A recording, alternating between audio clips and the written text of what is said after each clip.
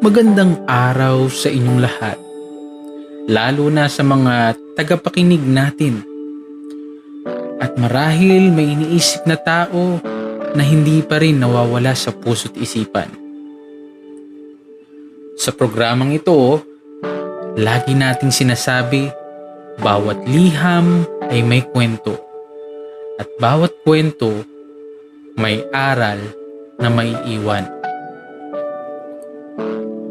Ngayong araw na ito, may isa na namang sulat ang dumating sa ating inbox.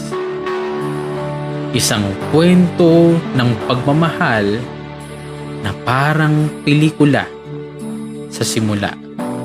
Pero tila naiwan sa gitna. Hindi natin alam kung may happy ending o kung isang hanggang dito na lang ang katapusan. Pakinggan natin ang liham ni Mara dito lang sa Dear Kuya Japes.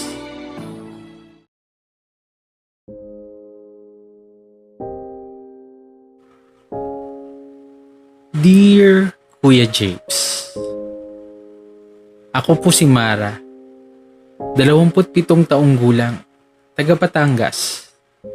Hindi ko alam kung bakit ko sinusulat to. Siguro kasi hanggang ngayon, siya pa rin ang laman ng isip ko. Noong 2019, nakilala ko si Adrian sa isang wedding. Hindi kami magkakilala, pero dahil pareho kaming ninong at ninang, napilitan kaming mag-usap. Mahiyain siya, pero ramdam ko na siya'y mabait. Nagsimula lang kami sa simpleng kumusta ka sa Facebook. Hanggang sa gabi-gabi na kaming magka-chat. Alam mo yung tipong kahit magkaibang mundo kayo, ramdam mong magkadikit ang puso nyo. Pag uwi ko galing trabaho, lagi ko siyang tinatawagan. Tuwing umuulan, pinapakinggan namin pareho yung favorite niyang kanta na kahit maputi na ang buhok ko.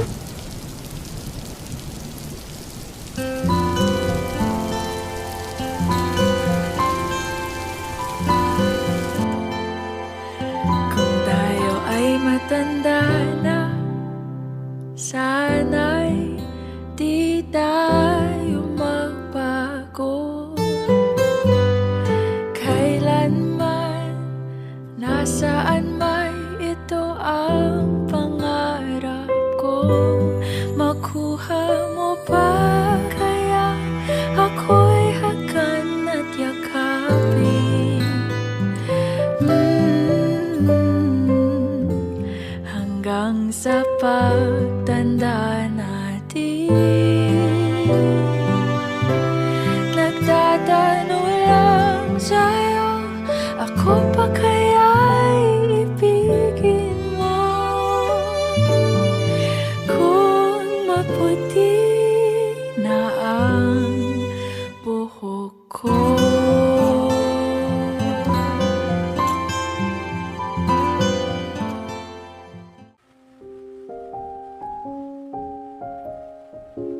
Kuya, umabot kami sa punto na akala ko siya na. Pero isang araw, nagbago siya. Naging busy, naging malamig. Wala namang away, pero unti-unti, hindi na siya tumatawag. Hanggang sa isang gabi, nag-chat siya. Mara, pasensya na, pero hindi ko kayang ipagpatuloy pa to. Walang paliwanag, walang dahilan. Naiwan lang ako sa tanong na hanggang ngayon hindi ko alam ang sagot. Kuya Japes, minsan naiisip ko kung sakaling bumalik siya Handa pa ba akong tanggapin siya? O mas mabuting kalimutan ko na lang ang lahat?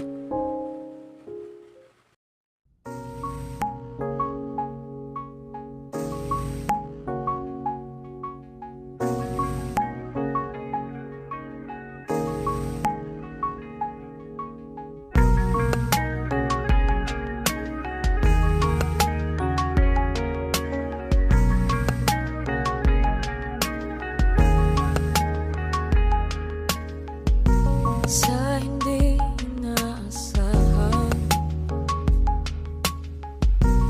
tatakbo ng mga mundo. Ay minsan lang na nalutong, damang-dama na ang mugong ito. Di ba ba sapat ang sakit at lahat na hindi ko iparanas sa'yo? Di binubunyakan ng iyong mata, sumisigaw ng pagsinta. Ba't di papatulan ang pagsulong na kulang? Tayo umaasang hilag at kanluran, ikaw ang handugan at bilang kanlungan mo, ko ang sasagip sa'yo.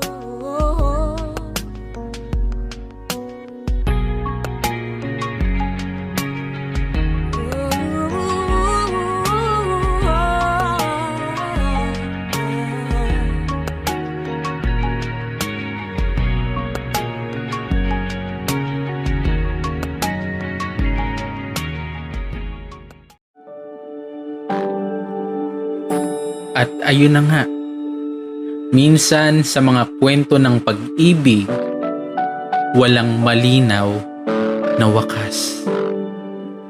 Minsan may mga tanong na hindi natin agad nasasagot, at may mga taong hindi na natin muling makikita. Pero sa dulo, tanong ko lang sa inyo mga kaibigan, kapag bumalik ba ang isang taong iniwan ka, handa ka pa bang muling buksan ang puso mo? O mas pipiliin mong isara na ito para sa sakit na ayaw mo nang maramdaman? Isipin nyo yan habang pinatutugtog natin ang kantang susunod. Dito lang sa programang bumibigkas sa bawat liham ng puso.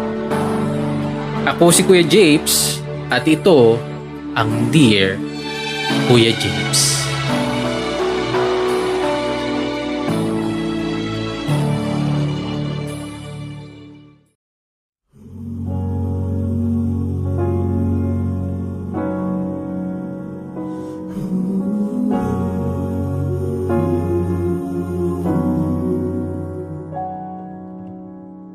And I can think of all the times you told me not to touch the light. I never thought you two would be the one. I couldn't really justify how you even thought could be right, 'cause everything we cherished is gone.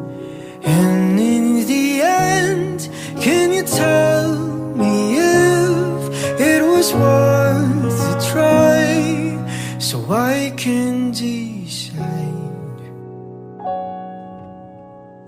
Leaves will soon go from the banners of trees, and all will be alright in time.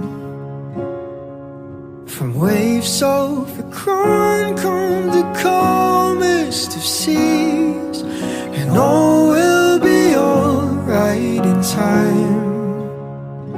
No, you never really loved someone until you learn to